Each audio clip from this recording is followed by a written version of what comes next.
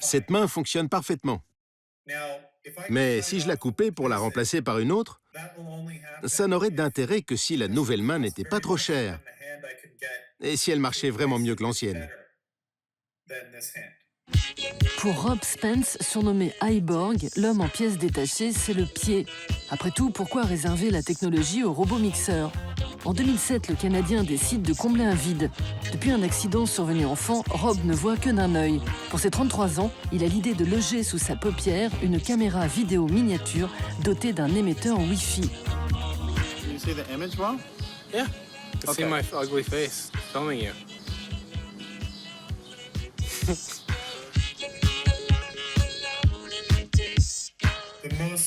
Le plus difficile, c'est la taille. Tout doit être très petit. C'est un espace très étrange, un œil de verre. La principale difficulté, c'est la longueur de la lentille. Elle doit être suffisamment longue pour capter l'image. Heureusement, la forme de mes orbites permet d'avoir assez d'espace pour la lentille. J'ai eu de la chance en quelque sorte.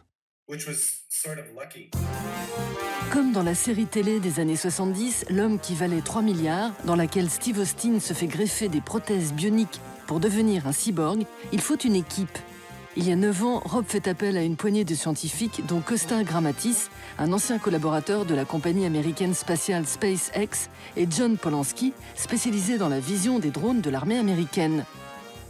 La première version de l'Iborg voit le jour en 2009. Depuis, sur les plateaux télé, Rob en met plein la vue. Boom. So there it is. Okay. Now, it's not on right now. I have an on switch, which I just use a magnet. What we can see there is... Am I on the air here? Yeah, that's the camera. It's hard for me to see my own monitor and sometimes. this is your monitor that's showing us what you can see. There we go. Whoops. Is it on? Oh, I've gone to sleep. That's the part of the problem being a cyborg, you know. J'ai perdu mon œil à 9 ans.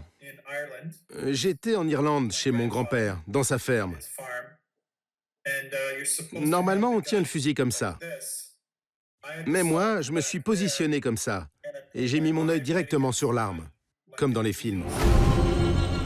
Dans le jeu vidéo Deus Ex Human Revolution, il faut se projeter en 2027 pour pouvoir remplacer ses membres en 2 coups de cuillère à peau.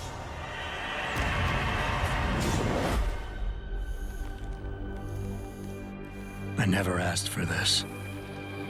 Épaté par l'avance de Rob Spence, les éditeurs du jeu lui commandent un documentaire racontant sa propre histoire et celle de ses collègues cyborgs.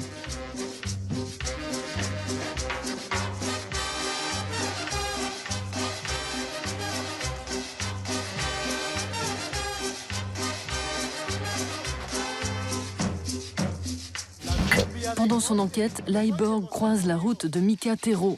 Ce Finlandais de 52 ans, aveugle, s'est fait glisser une puce dans la rétine qui lui permet de recouvrer la vue pendant quelques précieux instants.